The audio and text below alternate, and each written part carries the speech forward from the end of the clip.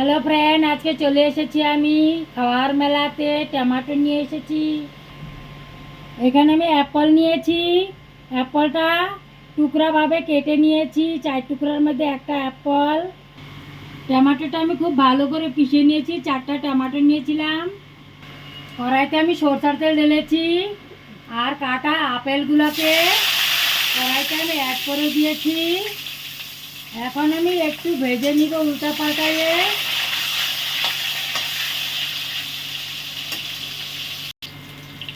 যে কড়ার মাঝখানে অ্যাপলগুলো ঢেলেছিলাম, অল্প অল্প ভাজা হয়ে গেছে। এখনই আমি সব কটাকে প্লেটে নামিয়ে দিব। এখানে দেখো আমি প্লেটে নামিয়েছি, কি সুন্দর লাগছে। মন করছে এমনিই মুখের মাঝখানে ঢেলে দেই। ওই তেলের মাঝখানে জিরা অল্প হিং অ্যাড করেছি একসাথে। এখনই আমি টমেটোর পিউরিটা অ্যাড করে দিচ্ছি।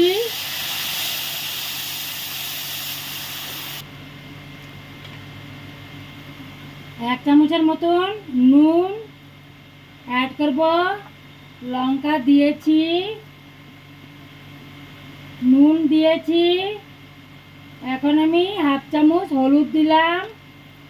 এখন নেড়ে দিব। এই ভালো করে ঝোলটাকে ভেজে নেড়ে দিব।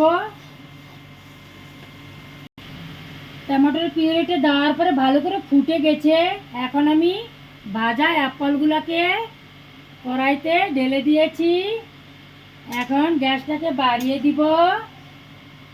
উল্টে পাল্টাইয়ে সিদ্ধ হওয়া পর্যন্ত ভালো করে আমি এটাকে ভালো করে বানিয়ে নিব।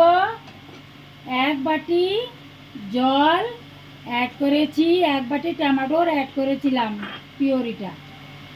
এখন আবার ভালো করে নেড়ে দিব। চাপা দিয়ে ঢেকে দিব একটা প্লেট দিয়ে, যতক্ষণ পর্যন্ত সিদ্ধ ভালো করে হয়ে না যায়। আমার অ্যাপেলের তরকারিটা একদম রেডি হয়ে গেছে। দেখুন কি সুন্দর লাগছে, একদম সিদ্ধ হয়ে গেছে।